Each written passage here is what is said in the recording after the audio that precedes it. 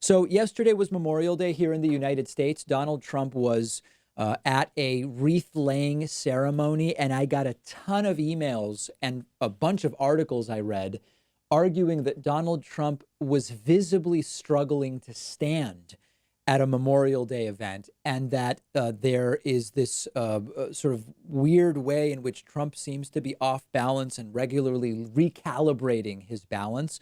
So I'm not going to spend a ton of time on this. If you know my show, you know we've covered Trump's strange behavior, whose sources we've never yet determined, we've not yet determined. And I'm going to talk about that a little bit. Let's first look at the videos, and then I'll tell you what I think. Here's one video during a rendition yesterday of the national anthem. And Donald Trump does seem unable to just stand up straight. His whole upper torso is sort of rocking forward and back as he's in a salute position. And it wasn't a windy day. Reports are that wind was only 4 miles per hour. No one else is swaying in that way. And that was the source of some of the concern. Here's another video from yesterday in which Donald Trump walks up to a wreath and is staring at it. And again, he's kind of swaying in the wind, sort of swaying back and forth. And he does at moments seem like he's going in the direction of falling over, but his balance system realizes it and compensates by pulling him back. So I want to be like 110% crystal clear. This could be something or it could be nothing. And we've seen this type of stuff since day one with Trump. These inner ear balance type issues can be related to all sorts of different things. In earlier stages, sometimes even before other dementia symptoms develop, starting to have issues balancing when standing or walking can suggest an increased potential to develop Alzheimer's or other types of dementia. Balance issues can be related to medication side effects. People speculate that Trump takes stimulants. Stimulants can certainly affect your balance, but they can also simply affect your ability to sit still because you're energized in this way that uppers, stimulants, and amphetamines can do. This could also be Trump's weird stance. I know some of you are aware that Trump stands in a very weird way, kind of hinged forward at the hips. That might make it difficult to stand still. There's speculation that Trump stands that way because he wears lifts in his shoes, which sort of lean him forward. What we know is this is not new. What we know is it wasn't windy yesterday. Trump wasn't getting blown around by wind. So if you say to me, do I think something is up here? Big picture, you all know I think something's up, and I don't know if the video from yesterday is part of it or if it's something new or if it's nothing. If you say, do I really care? Well, I care if it's something that's impacting Trump's cognition because he's the president of the United States. Whether or not something like this explains Trump's behaviors and actions, Trump has failed either way, right? Like the coronavirus response has been a failed response, whether or Trump has dementia, an inner ear issue, is abusing drugs, or whatever the case may be. It could be ADHD, right? I mean, maybe Trump can stand still, but does a good job because he has ADHD and it's hard for him to stand still. Who cares, right? The point is he's not doing a good job and he can't stand still and looks unstable and looks confused and got off of Air Force One and didn't recognize his own limo in front of him and wandered off until a Secret Service agent brought him back holding him. Is that why he's a bad president? No. He'd be a terrible president no matter what the explanation is. Does it aggravate the lethality of this presidency? Yeah, it probably does. Will we ever know what's really going on here? I don't know. Inside the Reagan White House, they knew while he was president that he was starting to show signs and symptoms of Alzheimer's. It was learned sort of officially, publicly later. Only in retrospect did people start figuring out that it was not something that happened only after he was out of office. He was experiencing symptoms while he was in office. My instinct is we probably would not get anything definitive about Trump while he is in office. It is yet another reason to get him out in November, meaning he would leave in January, rather than giving him another 4 years. Hopefully someday we do know exactly what it is that is going on. Okay, I want to now do a little bit of a deep dive into a recent poll This is an utterly devastating poll for Donald Trump with the normal caveats. It's May. Things can change very quickly between now and November. Look at how quickly they changed for Joe Biden within 72 hours after the South Carolina primary. Now, there is a Fox News poll that says Trump is losing 48-40 to Joe Biden right now. I know some of you will say, David, a Fox News poll, what the hell are you doing? That's crazy. Fox News, why do we care? Fox News polling is its own enterprise. They are well ranked as far as polling goes, and they were pretty accurate back in 2016. 538 ranks two different Fox News polling partnerships as an either A- or A/B. So Fox News polling is actually pretty reliable. It's very different than what you hear on their airwaves. On the question of Trump versus Biden nationally, Joe Biden has an 8-point lead, 48-40. Trump is winning among men, and Trump is winning among whites, losing a ton of other important splits. So Trump is losing women to Joe Biden. Trump is losing Black and Hispanic voters. Trump is losing all non-white voters. Trump is losing people under 45. Trump is losing people over 45. Trump is losing people earning under $50,000 a year and people earning more than $50,000 a year. But there's something really interesting when you look at some of the other splits.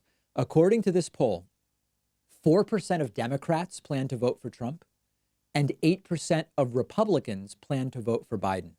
Understand that if 2016 essentially holds, with the one change of 4% of Democrats abandon the Democratic Party and vote Trump, 8% of Republicans abandon Trump and vote for Joe Biden, that's all you need to flip a bunch of states. I'll give you just one example. We're going to use Hillary and Trump 2016 numbers to think about this. So in Wisconsin in 2016, Hillary Clinton lost by just under 23,000 votes. Each candidate got about 1.4 million votes. Trump just over 1.4 million, Clinton just under 1.3 million. So this is very simple math. You take 4% of Hillary's votes from 2016 and assign them to Trump. You take 8% of Trump's votes and imagine that they went to Hillary or, potentially they would go to Joe Biden. That alone would have given Hillary Clinton a 91,000 vote victory in Wisconsin instead of a loss. So that is just one state. It is just one example. But understand this idea that we basically maintain 2016. If 4% of Democrats switch and 8% of Republicans switch, Trump loses. Trump loses. Now, I want to make it again. I know people said, David, these disclaimers maybe aren't necessary. They are necessary right now. We have a long way to go. This is a snapshot of right now. If the perception of the economy improves by November, if the perception of how things are going with coronavirus improves by November, we may very, very quickly see these numbers reverse dramatically. We must all vote. We must all get out the vote, etc. Lastly, just one other thing. On issues, Trump is always in these polls strongest on the economy. Trump is still stronger than Biden on the economy in this latest Fox News poll, but it's by a far narrower margin than we've seen throughout Trump's presidency. Lastly, on China, Trump in great part ran, not just on I'll fix the economy, even though the economy was doing quite well when Trump was running. Trump ran on, I know how to deal with China. I know how to deal with trade. Right now, Joe Biden is polling as more trustworthy on China. That is one of Trump's primary issues alongside this amorphous, all-encompassing economic issues that he tends to do well on. Those issue-based numbers are very, very important. Let me know what you think. Make sure you are subscribed to the Daily David Pakman Show audio podcast. Get it on iTunes, Stitcher, or any podcast app that you prefer. We'll be back after this with some interesting videos to play for you, some interesting tweets, and much more. So Twitter, for the first time, has flagged Trump tweets as possibly misleading, essentially a flag they've established to signal fake news. And Donald Trump has absolutely lost his mind and is talking even about shutting down social media platforms that do this. Now, I told you yesterday that Twitter, they kind of have special rules for politicians and prominent figures where normally, for example, you would not be allowed to accuse random people of murder on Twitter and sick your followers on them. But Donald Trump did that to Joe Scarborough, and Twitter allows it because they say when Trump does it, it in and of itself is newsworthy, and thus it should be allowed to stay because it is a catalyst for much reporting. It's newsworthy in and of itself because of the person who is doing it. So yesterday, Donald Trump sent out 2 tweets with absolute lies about vote by mail, and Twitter flagged them both and provided fact checking. And Donald Trump lost his you-know-what. And this is a technique that Twitter put in place, similar to one that Facebook has when fake news articles are posted. And this is infuriating to Trump. Let's check out the claims and then the truth.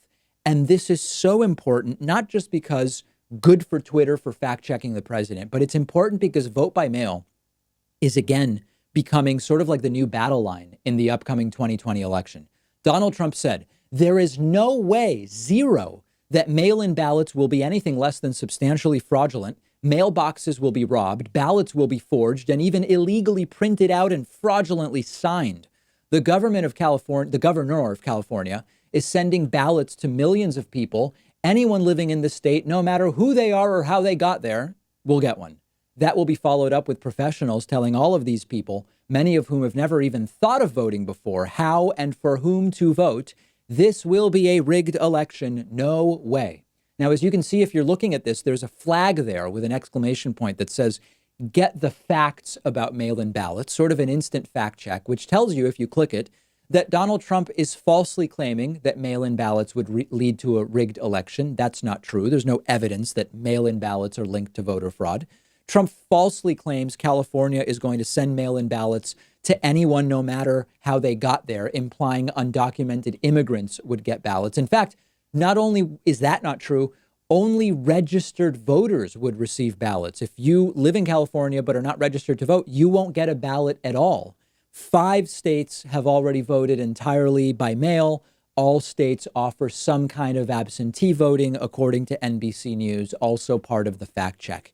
Now, the right wingers who love to cry about anti-conservative discrimination on Twitter and Facebook, they are slamming Twitter for this. But this is exactly what Twitter needs to be doing. CNN and MSNBC and Fox News should be doing it during Trump and Kayleigh McEnany's press briefings. I've talked about responsible platforming, instant fact checking. This is how Donald Trump's tweets should also be handled. Now, the amazing thing is when Twitter did this, Trump tweeted an apology for spreading fake news. Trump deleted his tweets and he thanked Twitter for correcting him. No, obviously that's not true. Trump absolutely lost it when Twitter did this, attacking them and CNN and the Washington Post for some reason, tweeting, quote, Twitter is now interfering in the 2020 presidential election. They are saying my statement on mail-in ballots, which will lead to massive corruption and fraud, is incorrect, based on fact checking by fake news CNN and the Amazon Washington Post, adding that, quote, Twitter is completely stifling free speech and I, as president, will not allow it to happen. Then Trump actually tweeting about shutting platforms down, tweeting, quote, Republicans feel that social media platforms totally silence conservatives' voices. We will strongly regulate or close them down. Before we can ever allow this to happen, we saw what they attempted to do and failed in 2016. We can't let a more sophisticated version of that happen again, just like we can't let large-scale mail-in ballots take root in our country. It would be a free-for-all on cheating, forgery, and the theft of ballots. Whoever cheated the most would win. Likewise, social media, clean up your act. Now! Extremely dangerous. Dystopian, totalitarian language from the president. We cannot relent on this. I implore Twitter not to relent. I implore other platforms and media outlets on TV to do the exact same thing. Instant fact checking of Donald Trump. What would be amazing would be if Twitter fact checked Trump's attack on Twitter, right? Like, is interference in the elections inclusive of just fact checking the president? No, that's a lie. Are Trump's claims about massive corruption and fraud incorrect? Yes, those are not true. Is fact checking by CNN incorrect? No, Trump is wrong. Now, it should be mentioned, this is the president saying Twitter doing fact checks has something to do with the Constitution's First Amendment. Trump is accusing Twitter of violating his First Amendment rights. Can you imagine? Can you imagine a president this incompetent when it comes to the basics of what the First Amendment is? Twitter has the same First Amendment right to decide which falsehoods and lies they will allow to spread on their private platform, just like other private businesses have the ability and right to do. This was a big topic when I was on with Joe Rogan on Friday. What should the limits be here? Whose rights extend how far when it comes to what Twitter can be compelled to do versus what Twitter is allowed to do as an organization that has terms and conditions? Trump is going to put huge pressure on Twitter and other platforms. It is very clear this is part of the culture war. This is part of the battle lines now. I want this to escalate. Twitter actually could get Trump to completely lose his mind if they keep up the fact checking of his tweets with accurate information. Good for Twitter. I'm not endorsing or criticizing anything else about Twitter other than this is the right thing to do. They should keep doing it. Look at how instantly triggered Donald Trump was. We'll follow what will certainly be a wild next 24 to 48 hours as the fallout from this continues. Keep an eye out. One other warning, and then I want to move on.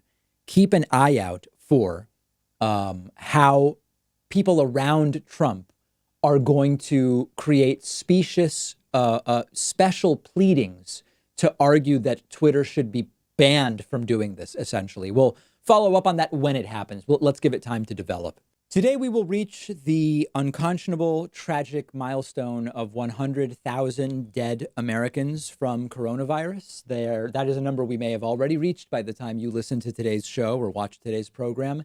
And that is a number that we have reached with widespread now allegations of data suppression in a number of different states, which I will discuss with you on tomorrow's program. But we've already passed 100,000 is the point. Whether we officially get there today or yesterday or tomorrow, we actually have passed that number some time ago due to the believed suppression and mischaracterization of some deaths.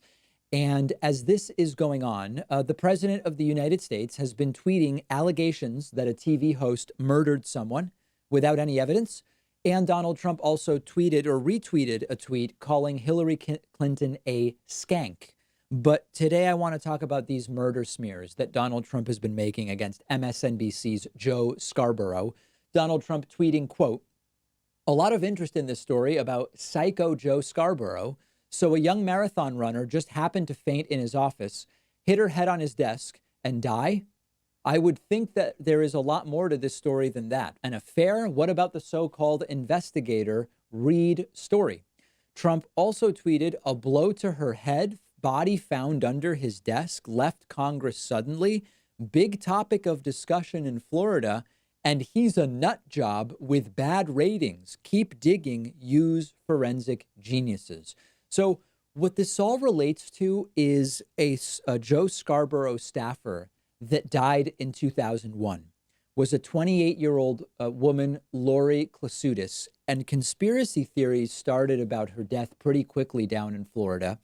And this is 19 years ago. Trump is now reviving this and giving it oxygen merely because he is in a media battle with Joe Scarborough, because he doesn't like Joe Scarborough's coverage of Donald Trump on MSNBC. That's all that this is. But the president is accusing a media host he does not like of murder. Even many Republicans are disgusted by this. Illinois Republican Rep. Adam Kinzinger tweeted, quote, "Completely unfounded conspiracy. Just stop spreading it. Stop creating paranoia. It will destroy us." Fox News bomb thrower Brit Hume even tweeting, quote, 30,000 retweets for this discredited tale based on a 3-year-old post from some wing-ding website. This is why even his critics should want Trump to play a lot of golf, because when he does, he's not tweeting crap like this. So the analysis here is 90% obvious, and I want to focus on the 10% that maybe is less obvious. of course, in that 90%, yes, this is not normal. Yes, the world is laughing and crying and pitying us. Yes, Trump accusing people of murder on Twitter is an absolute and total horror, as 100,000 people have died of coronavirus in the United States, with as many as two-thirds of those deaths preventable with just a couple week earlier call for national stay-at-home orders. The only remaining question is why Trump is still allowed on Twitter. And I got a lot of emails over the weekend from you guys saying, David, Trump he's specifically targeting someone with false allegations, with a conspiracy theory. That person, Joe Scarborough, is being bullied now. Joe Scarborough is getting death threats. And how is Twitter allowing this? What you have to understand is Twitter has very specific rules for what you can and can't say, but they have different rules for famous people and politicians. And Twitter put out rules last year, I believe it was, which I'm characterizing it in the way I see it. You can read the full text of it if you want. If a world leader or a politician tweets something that would normally violate their policy, like, for example, in this case, Trump is targeting an individual for mass bullying, like Trump did by saying Joe Scarborough might have murdered someone. If it's Trump, they leave it up because the mere fact that it's Trump who said it makes it newsworthy in a way where its newsworthiness and the fact that it will be reported on necessitates leaving it up so that it can be properly reported on is sort of the gist to it. And I understand that. But Twitter can also say make the news elsewhere, right? It's not what we want our community to be used for making news about. Imagine being the family of then 28-year-old Lori Klasutis. You've been trying to recover from an inconceivably traumatic event that took place 19 years ago, where your 28-year-old family member died. And in comes the president of the United States retweeting a 3-year-old conspiracy article from a nonsense website, all because he doesn't like Joe Scarborough's coverage of him. This is an era. Listen, the Trump era is going to be an era where, number one, we should never forgive the Trump administration nor the people who voted to put him in power. But as a country, hopefully at some point we fix this atrocity. Hopefully it's in 5 months. It might not be until 4 years and 5 months, which would be tragic. I hope eventually the world is able to forget the United States as a country. I'm not saying forgive the Trump voters, and I'm certainly not saying forgive Trump and his administration. But I hope that at some point the world will forgive us as a country for this absolute aberration that hopefully will only last 4 years, but may last 8 years if we don't take care of business on November 3rd. Okay, Donald Trump's press secretary, Kayleigh McEnany, visibly and audibly failed to explain why Donald Trump is accusing TV host Joe Scarborough of murder on Twitter during a press briefing yesterday. This was, I believe, her shortest press briefing in a long time. I think it was 16 minutes only. She barely takes questions and often just aborts when it gets a little bit dicey. And you have to see this to believe it. So to catch you up, yesterday I told you that Donald Trump spent the weekend as the United States coronavirus death toll approached and has now surpassed 100,000. Trump spent the weekend not just golfing, but also retweeting that Hillary Clinton is a skank and accusing MSNBC host Joe Scarborough of murder. I showed you these tweets yesterday. We'll go over them one more time. Trump tweeting, quote, "A lot of interest in this story about psycho Joe Scarborough. So a young marathon runner just happened to faint in his office, hit her head on his desk and die. I would think there is a lot more to this story than that. An affair? What about the so-called investigator Reed story?" Referring to a 3-year-old right-wing nut story. Trump also tweeting, "A blow to her head, body found under his desk, left Congress suddenly. Big topic of discussion in Florida. He's a nut job with bad ratings. Keep digging, use forensic geniuses." And as I told you yesterday, what this all relates to is a Scarborough staffer that tragically died in 2001. The woman was 28-year-old Lori Klasutis, maybe better pronounced. And of course, Kayleigh McEnany was asked about this, and the nearly 2-minute answer that she gives is bizarre. It's a combination of whataboutism, condescension, incompetence, and lies. Let's look at it together.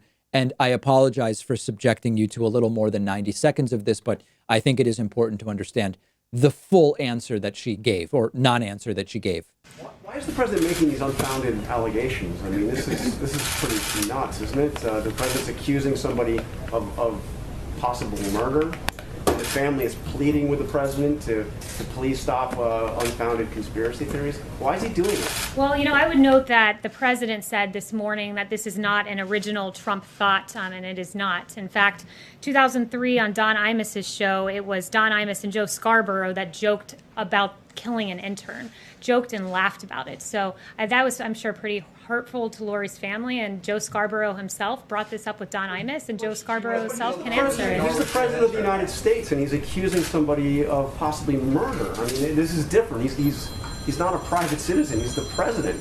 Yeah, and Joe Scarborough, if we want to start talking about false accusations, we have quite a few we can go through about Mika asserting, I'm asking about Mika Brzezinski. I'm asking about the president's allegation. And I'm replying to you and saying this morning, as recently, I believe it was this morning or yesterday, Mika accused the president of being responsible for 100,000 deaths in this country. That's incredibly irresponsible. They've dragged his family through the mud. They've made false accusations that I won't go through, that I would not say from this podium, against the president of the United States, and they should be held to account for their falsehoods. Joe Scarborough should be held to account for saying people will die by taking hydroxychloroquine. Never mind the millions of Americans and people across the world who take it for rheumatoid arthritis and other reasons. There are a litany of false headlines like Mika. The president spreading a false conspiracy theory that suggests that he's responsible for murder? I would point you back to Joe Scarborough, who laughed and joked about this item on Don Imus's show. It's Joe Scarborough that has to answer these questions. Why is the president doing this, was the question. Why is the president accusing someone of murder and the family of the victim is saying, please stop? Kayleigh McEnany's answer is Trump didn't come up with the idea that Scarborough murdered someone. And Joe Scarborough and Don Imus joked about murdering an intern once. Now, joking about murdering an intern might be in bad taste, but it had nothing to do with this actual death. To say Trump is justified in tweeting that maybe Joe Scarborough killed Lori Koslowdis has nothing to do with Joe Scarborough and Don Imus joking, maybe in poor taste, about killing an intern. Secondly, Joe Scarborough and Don Imus were not the presidents of the United States. They weren't president of the United States, tweeting bogus death accusations, bogus killing allegations to their 80 million followers, which is what Donald Trump is doing. Then she says, well, Joe Scarborough's co-host Mika Brzezinski once said things we believe to be false about Donald Trump. Mika Brzezinski is not the president. Donald Trump is the president. There is no relevance or comparison. Now, in terms of hydroxychloroquine, people have died from taking it. But again, that has nothing to do with Trump accusing people of murder on Twitter. We're a joke, guys. I hate to say it, but we're a joke. We have a petulant, incompetent child as the president tweeting conspiratorial murder allegations against a TV host that he simply doesn't like. The president is accusing people of murder on Twitter. The press secretary is defending it by saying, well, other people said things we don't like. That's the defense, but we're talking about the president. She has nothing to say in reality because there is nothing to say. She represents nothing. She is the spokeswoman for a madman, and she doesn't care. How does she sleep at night? She claims to be some kind of supposed Christian. That's probably a story for another day, but absolutely unconscionable what Trump is doing, how Kayleigh McEnany is defending it, and the complete lack of Donald Trump ever. I mean, earlier I jokingly said Trump apologized for tweeting fake news. He just never, he doesn't take responsibility for anything. He doesn't take responsibility for the unnecessary coronavirus deaths, which are not the full 100,000, of course, right? I mean, but some fraction certainly would have been avoided, up to 60%, according to a recent study, had Trump acted earlier. He doesn't take responsibility for lack of testing. He doesn't just say, you know what, it was over the line to go after Joe Scarborough in this unfounded way. It did bring unnecessary pain to the family of the victim, Lori Koslowdis. He will never do it. He will never do it. And if you're holding your breath, waiting for him to do it, you will soon die from asphyxiation because he's simply not going to do it. Okay, it disgusts me that at this stage of the game, I have to do this story today, but I have to do this story today. It appears that multiple states are, pick your poison, having issues lying, falsifying, distorting coronavirus testing, case, and or death numbers. And there is no doubt that this is affecting our understanding of how effectively we are dealing with coronavirus in the United States in a bunch of different parts. And the reason why this is just sickening is last week I came to you and I said, listen, guys, I don't know why, but there are some closed states that have been shut down for months that are doing really no better than some states that have opened. Wouldn't it be amazing if states really could reopen without seeing spikes? Maybe that's possible, except now with all of these allegations of bogus numbers and dishonest numbers and suppression of numbers, it becomes a lot more difficult to know what's really going on. So here's the deal. And some of these individual components we've already talked about in the past. One example was Georgia. Georgia had reopened really early, started on, I believe it was April 24th. Their numbers didn't really look too bad. They used that data to justify continuing to reopen. Other states said, look at what's going on in Georgia. We can justify reopening. Georgia officials now admit that they had processing errors, which made it look like infections were declining when they actually were not. That data that 3 times had so-called errors was what they used to justify reopening more and more and more, when in reality, the numbers were far worse than they were publicizing. That's Georgia. Florida, I already told you about the situation where cause of death was being suppressed for a while, which was artificially holding down coronavirus deaths. I told you last week about this data modeler, sort of tech person who was pushed out / fired. We still don't have the full explanation after she said, I'm not going to falsify data, which was what she was allegedly told to do. That's Florida. Arizona has become one of the most open states, and they have also become one of the fastest spiking states on a percentage basis. They cut off a team of health service experts who were modeling the state data. It wasn't looking great. Instead, Arizona decided, the governor, Republican governor, said, hey, you know what? Let's use the federal government modeling data, which of course is much more optimistic and much more easily usable to justify reopening, although it is not reflective of what is actually going on in Arizona. Then we have this other story where the CDC and 11 different states have been sometimes combining, when they report tests, they're combining infection and antibody tests, which dramatically increases the testing rate on paper, reduces the positive rate on paper. It doesn't actually reflect how many people are catching the virus and how many active infections there are. It's absolutely insane that this has been done. And this includes Colorado, Delaware, Georgia, Maine, Mississippi, Missouri, New Hampshire, Pennsylvania, Texas, Vermont, and Virginia, all mixing infection and antibody tests at one point in their reporting. Some of the states have since fixed this. That includes places like Vermont and Virginia. Unclear which other states have fixed this and which other states continue to do this.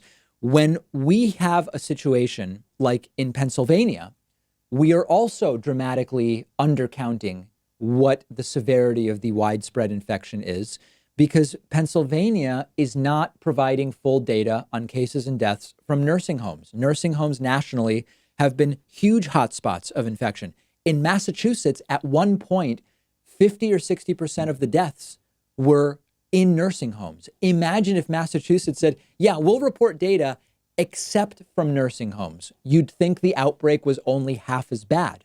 Nebraska at one point told meatpacking plants, you don't have to report your cases. And the governor wrote it off and said, well, that's a business decision. No, it's a public health decision, and it's one that is propagandizing the premature opening of states. So we've sunk lower than low. We are doing in bits and pieces what Trump slams China for doing, not telling the truth about cases and deaths, and it's happening right here.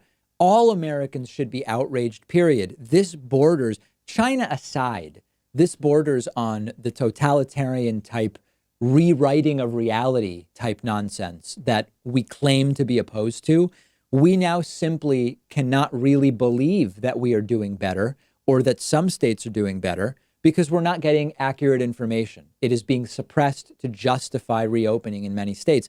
How dare we say, how dare China cover up the numbers when we're doing the exact same thing and they do not care? We continue to see protests without masks. We continue to see a lack of social distancing. We continue to see full bars and restaurants, often immediately within 30 minutes of states lifting some elements of the stay-at-home orders. This is a time where, listen, Massachusetts has not been perfect. There's no doubt. Charlie Baker was not the fastest, but he was much faster than a lot of other states. This is a place where, when I look at the data here in Massachusetts, number one, I can reasonably trust the data. There is transparency about nursing home deaths. There's transparency about testing numbers. The curve looks good. We have now been under 100 deaths for a whole bunch of days, 95% of a whole bunch of days. The curve is reversing. Testing is being ramped up. This is one of those times where I am genuinely glad to live in a state that is at least somewhat tethered to truth and reality. It's not been perfect. It's certainly not been perfect. But what is happening in some of these states is borderline criminal in the sense that it is distorting, it is public information, state government releasing information that is wrong to justify policies and actions that lead to more people in the hospital, more people in ICUs, and more people dying. And, all of these dishonest players, Trump at the top, but people at the state level, people at local levels, they all must suffer the consequences for their participation in this. We're going to keep covering this on Instagram at David Pakman Show. I did something funny. I posted a picture of me pre-quarantine and now to my Instagram, david.pakman. I barely recognize pre-quarantine me. It's shocking how much my physical appearance has changed during the quarantine. Check it out at david.pakman. We'll take a quick break and we have so much more coming up for you. Okay, I want to get ahead of what is going to be a barrage of absolute BS garbage math. This is what I'm calling it, garbage math. You are going to be hit left and right by garbage math over the next few months. And the goal of the garbage math will be for you to think that Donald Trump deserves to be reelected. And we've already been starting to see some of what I'm calling garbage math with coronavirus for a while. So, for example, when Trumpists talk about the total number of tests that have been done in the United States, that's garbage math. It doesn't tell us very much. Tests per day are what matter. Tests per capita are what matter. We're 4 months into this thing, right? The cumulative number of tests that have been done tell us very, very little. Another example. Over the last couple of months, we've seen such economic destruction that it now opens the door to wild, meaningless claims about growth rates in certain industries, which are already being touted as huge victories. Now, I want to give you a really specific example. There's been this headline floating around. Air travel surges. Air travel and bookings surge 120%. The New York Times actually wrote about this when this started being touted. So understand, when coronavirus hit, air travel dropped by one estimate 96%. So when you say air travel surges 120%, it has surged 120% or roughly doubled from almost zero. Okay, so imagining that air travel is going well completely ignores just basic math. Let's look at some numbers. If you start with what would be 100%, right, like full air travel, and you then experience a 96% decrease to air travel, you end up with 4% of the air travel you started with. You start with something, you take away 96%, you're left with 4%. If you then increase air travel by 120%, air travel is still down 91% from where it was. This is just a common function of how percentages and growth rates work. If you lose 50% of something, you need to gain 100% to get back to where you were. If I have $100 in stock and that stock loses 50% of its value, my $100 is now worth $50. To get back to $100, I need that $50 to increase 100%. And this is the crux of a ton of the disinformation propaganda garbage math that you are going to be hit with over the next few months.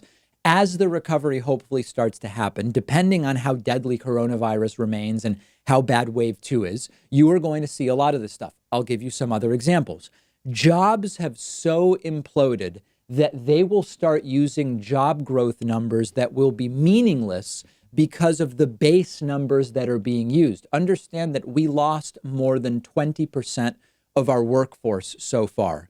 We might recover 5% of the current workforce, and they will say, hey, we're already a quarter of the way back. That's not how growth rates work. If you lose 20% of the workforce and then you gain back 5% of that reduced number, you're only gaining 19% of what you lost, not 25. So understand how these growth rates work. The one that will really be weaponized is probably going to be GDP. We, in all likelihood, are going to see historic GDP loss numbers for the second quarter in the United States. We're not going to get those numbers until sometime in August, most likely. So normally the numbers would be, for example, like, oh, GDP in Q2 went up 0.5%. Usually you annualize that. So 0.5% over 4 quarters would be like on track for 2% GDP growth for the year. Okay. The decline in the second quarter is going to be massive. It could be 10%, could be 12%, could be 25%. Imagine it's 15%. If you annualize that 15% 1 quarter loss, it would be like 60% for the year. It's not going to really tell us much because in all likelihood, in the third quarter, if things go as are sort of expected, we're going to start to see a recovery. And remember, that recovery in GDP would only be a fraction of what was lost in the second quarter. The headlines and Trump and others are going to say, for example, imagine that we lose 15% in Q2 and gain 5% in Q3 relative to those previous numbers. The Trumpist will say, oh my God, 5% in a quarter. We're on track for 20% GDP growth if you annualize it. Even China doesn't grow 20% in a year. And of course, that would be wrong because we will have just suffered one of the, if not the greatest GDP loss in American history. And there would be no reason to annualize third quarter GDP growth if we have it, given that it is a year with massive ups and downs. So the concern I have is that the timing of that could be very, very pernicious. We are likely to learn the Q3 GDP numbers at the end of October. That is days before the presidential election. And it is going to present the perfect opportunity for Donald Trump to do what will essentially be like 96 hours of propaganda, confusing people about Q3 GDP numbers to justify his reelection. And it may work. I'm trying to stay ahead of it. I don't want you to fall for the garbage math. And the reason why it's important to understand is that this is there's a couple different things. First of all, you don't want to get tricked by bad math. We all want to have basic math and statistics understanding. But number two, policymakers are going to be using bad data to justify the policies that they would be advocating for anyway, and pretending like it's where the facts are taking us, when the reality is they'd be advocating for the same policies no matter what, and they'd be advocating for the reelection of Donald Trump no matter what. They will claim victory. They will claim mission accomplished. Understand growth rates, understand percentages. Don't fall for the garbage math. Make sure you're following me on Twitter. Let me know what other fuzzy math you are seeing, for lack of a better term. And remember that you can get the daily David Pakman Show audio podcast for free on iTunes, Stitcher, Google Play Podcasts, all of your favorite podcasting platforms. Sign up free and get the daily podcast.